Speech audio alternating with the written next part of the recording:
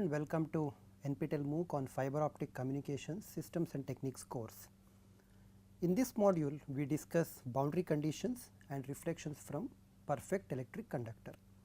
Now, before we discuss boundary conditions and whatever the reflections from a perfect electric conductor, let us go back to our childhood and look at some of the experiments that we would do without really knowing that they were experiments that involved light. So, for example, I have a glass of water here, okay, and then what I have done is that I have kept this pen at a angle, of course, because the cup cannot hold the pen at any different angle. So, I have just kept it like this, and if you focus a little bit onto this one, you will see that so if you look at it from the top, of course, you can do it at home in a matter of a minutes. You just pick up a glass of water and then put the pen inside that water, and what you see is that this appears, the pen although is straight and has no discontinuities, it appears that the pen is actually bent.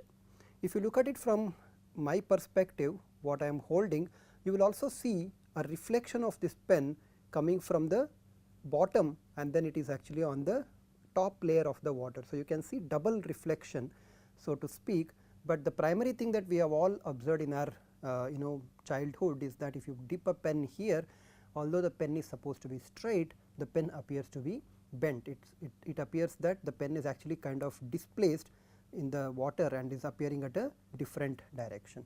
So, we have seen these phenomena, maybe we have also tinkered with these different angles and then observed how this bent inside the glass would look like, and we have done it without really knowing what causes all this type of a phenomena. It turns out that this phenomena that I just showed you, okay, and there are a lot of interesting things that you can do it for yourself. So, I would suggest that pick a clear glass of water and then put a pen and then actually follow what goes on to the kind of angles that you would see, and then twirl the or twist the pen around, turn the pen around, and then you can see how as you change the angle at which you keep the pen inside the water, the corresponding the image in the water itself also changes, or rather the part of the pen in the water also changes.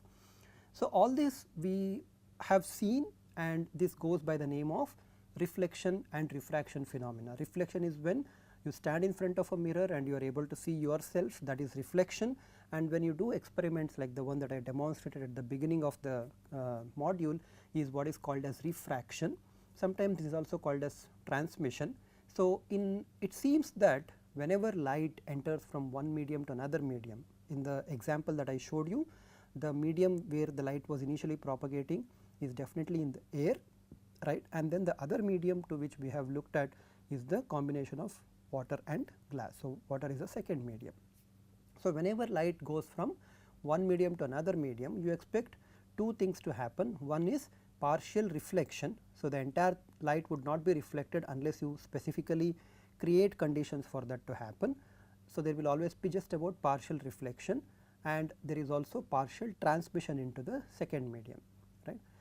These observations are not new, of course, these observations have been going on for thousands of years, but it was Snell who first formulated some quantitative laws that connects this reflection and refraction phenomenon, right. He specifically considered the following situation. So, you have this blue line here indicating the interface between two medium. So, as I showed you, one medium is air, the other medium is glass, for example, or it could be water. I have written glass here, but the same kind of ideas apply everywhere, right. So, we had light represented in the form of a ray, but because you have looked at or you have listened to the last module, you perfectly know that light is not just composed of a single line that we would call it as a ray, but also these red lines which are all the constant amplitude fronts, along which you will have electric field, and perpendicular to both these electric field as well as the direction of propagation would be the magnetic field.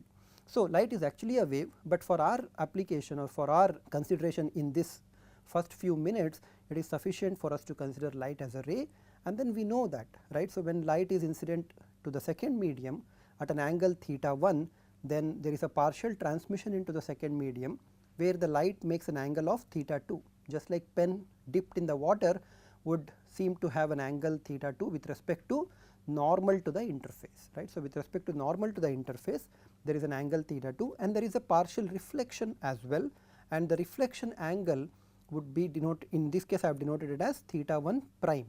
Okay. What Snell observed was that the angle of reflection, which is theta 1 prime, is exactly equal to the angle of incidence. So, this is called as the first Snell's law of reflection or first Snell's law, and this pertains to reflection. Okay. And the second law that he formulated, okay, by lot of careful experiments, was that the amount of angle theta 2 that the ray into the second medium makes with respect to the normal actually depends on several parameters. It depends on the refractive index of the medium, not only of the second medium, but also of the first medium. So, in fact, the law goes like this: n1 sin theta 1 will be equal to n2 sin theta 2, where n are the refractive index of those particular media. So, for medium 1 it is n1 and for medium 2 it is n2. Okay. So, you can use this equation to calculate what would be the angle theta 2, you can use this equation to know what is the angle of reflection, and as you change the angle of incidence theta 1, this is theta 1 is the angle of incidence, the corresponding angle theta 2 also changes, right. There is also a certain specific case where you might end up having a following scenario. So, for example, if I somehow make sin theta 2 equals n1 by n2, right, then what will happen? If I make sin theta 2 equals n1 by n2, then Snell's law tells me that n1 sin theta 1 will be equal to n2, or rather I am sorry. So, if I try and make sin theta 1, not theta 2. So, if I make sin theta 1, which is the angle of sine of angle of incidence, into something like n2 by n1, right, then what I will have, what will I have is n1 times, since it is sin theta 1 and we have just made sin theta 1 equals n2 by n1. So, this becomes n2 by n1, and then you have n2 sin theta 2 and n2 cancels on both sides, and then what you have is sin theta 2 equals 1. Because theta 2 can be at most from 0 to pi by 2, correct, because 0 corresponds to propagation along the normal and pi by 2 corresponds to propagation at 90 degrees to the normal.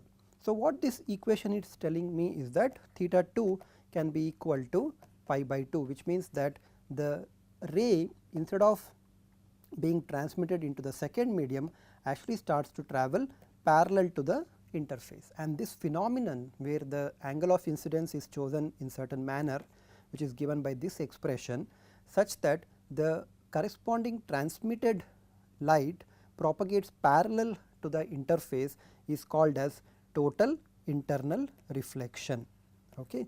So, this phenomenon is called as total internal reflection, and this angle at which this total internal reflection just barely is possible is called as the critical angle.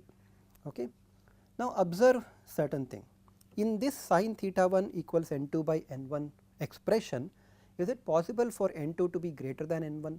It is not possible for n2 to be greater than n1, because in that case this right hand side will be greater than 1, and we know that real solutions of sin theta can never be greater than 1. So, if you plot sin theta, you would see that the limit on sin theta is always plus 1 on the positive side and minus 1 on the negative side. So, it can't go beyond that.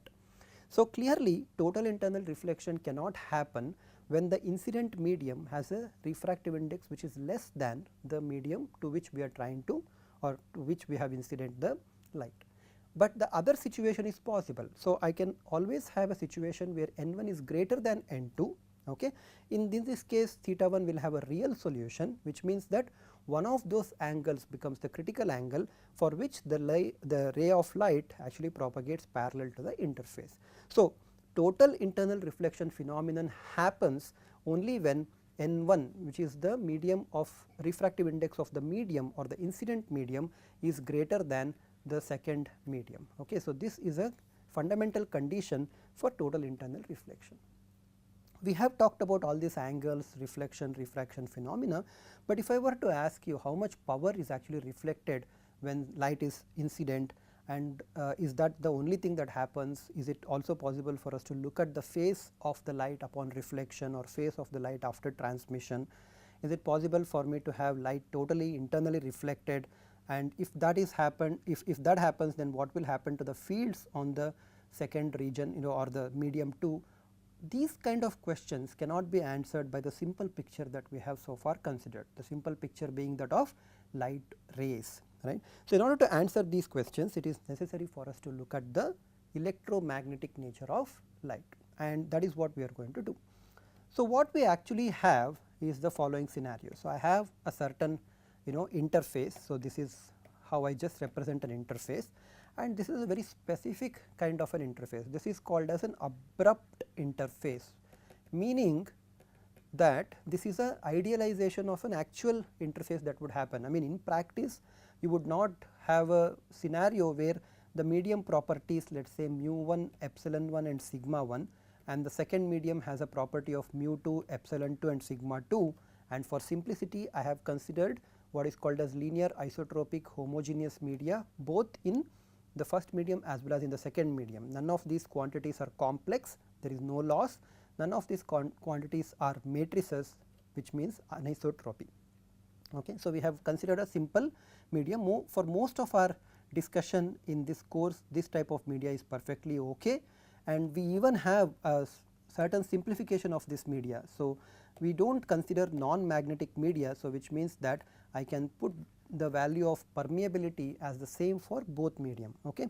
In fact, in many cases we do not even have sigma 2 and sigma 1, but there are a few cases where you would take a, for example, you take a fiber and then coat it with a metal for some sensing application. So, in that case you will have an interface between one dielectric, which is the glass material, and a coating, which is a metallic material or a conductor. Okay.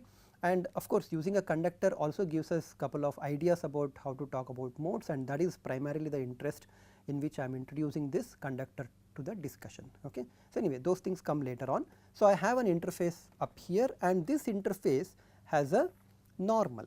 What is normal? Normal simply means a line which is perpendicular to the plane of the interface. Okay.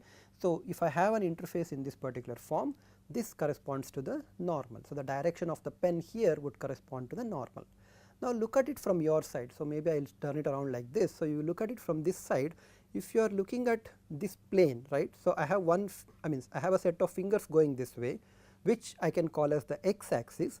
The direction of this pen we would call as the z axis. Okay.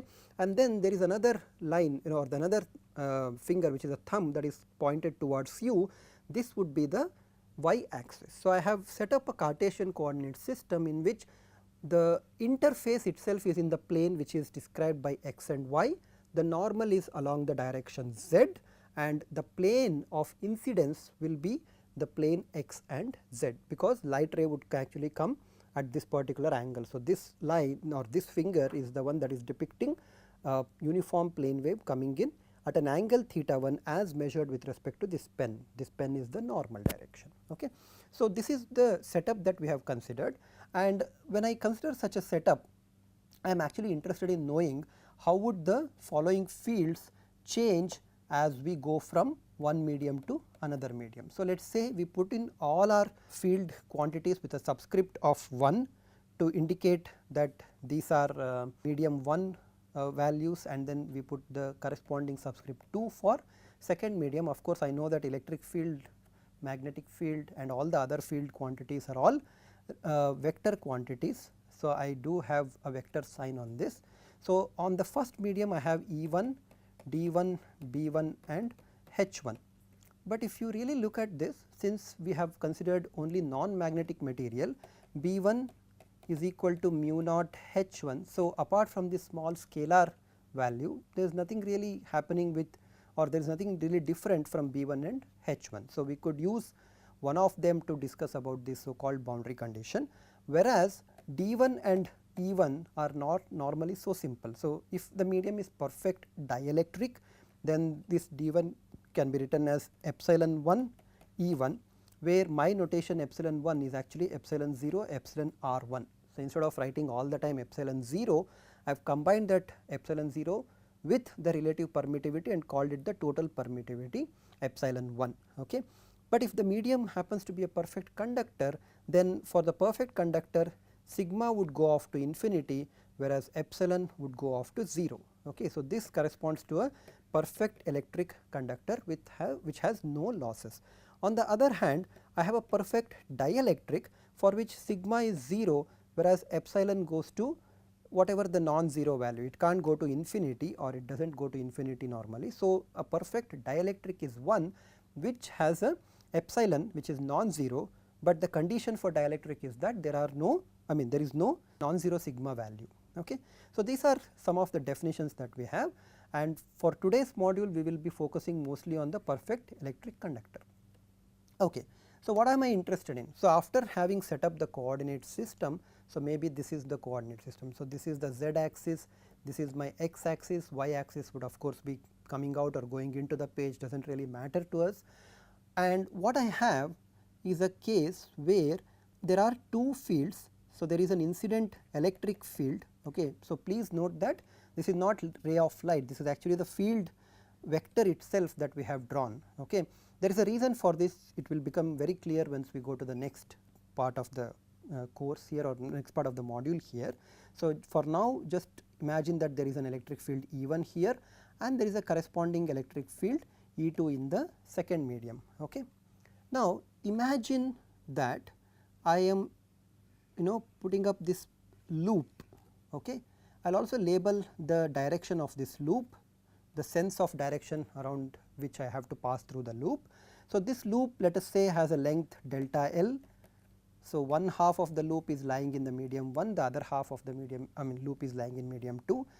The one that is lying in medium 1 has a height of delta h by 2 here, and the same height in the other medium as well. So, you have to imagine that I have this interface plane, and then I have this interface plane, and then I have this line which is delta L long, and then it plunges on to the second medium. Okay. The total height of this one is delta h, goes down at delta L again, and then comes back up to complete the loop. If you have looked at it carefully, the direction of the sense is that this is along x direction, whereas in the other loop it is along minus x direction. So, it does not really matter which way you take, but you have to be consistent with whatever you take. Okay. So, you can't take both delta L to be positive, it does not really go that way. Okay. Now, what am I going to do with these equations with this picture?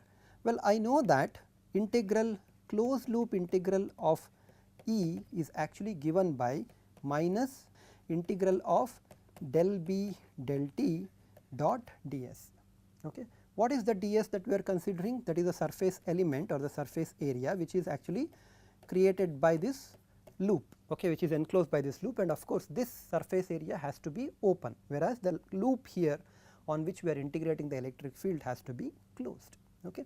So, writing this left hand side with whatever the electric field that I have, I first notice that, or I first note that this electric field can be broken up into two parts. One part will be along the delta L axis or the x axis or the tangential component as we would call it, and the other component will be perpendicular to it, it would be along the z axis, right.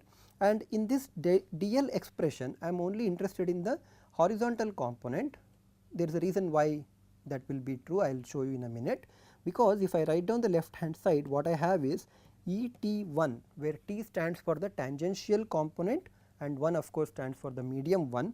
I have ET1 delta L which is along the x axis here, then I have plus En1 delta h by 2, then I have En2 delta h by 2, correct. I have En2 delta h by 2 minus Et2 delta L. Why is it minus? Because the delta L senses are different in the medium 1 and medium 2, correct. So, this is what I have, and then I have minus En1 or rather En2 delta h by 2 minus En1 delta h by 2. Clearly, these cancel out and leaving the left hand side simply as Et1 minus Et2 times delta L. What about the right hand side? Well, for the right hand side we have the surface area, and the surface area that we are considering actually has a total surface area of delta L times delta H, and then you have a certain magnetic field changes that are happening in this particular loop, right. So, if I have the magnetic field, then I need to know what the corresponding magnetic field, the sense of direction of ds will be along the y axis in this case.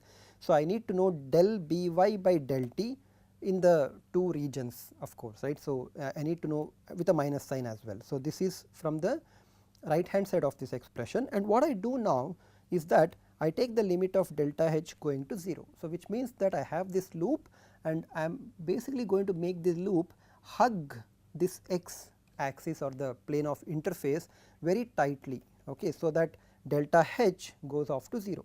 As delta H goes to 0 and we also assume that the B fields are going to be finite everywhere, the right hand side will completely be equal to 0, and then leaving the left hand side where delta L is non-zero, the only condition that can be satisfied here or the only conclusion that is possible is that ET1 equals ET2, which is tangential electric field equals tangential electric field on the second medium as well. So, this is regardless of whether this medium is dielectric, that medium is conductor. For example, if I have a perfect dielectric medium and a perfect electric conductor, this condition of ET1 equals ET2 simply means on the interface plane ET1 itself will be equal to 0. Why? Because ET2 is already equal to 0 by definition of a perfect electric conductor. So, a perfect electric conductor cannot sustain electromagnetic fields inside it. So, clearly in that case ET2 will be 0, which also means that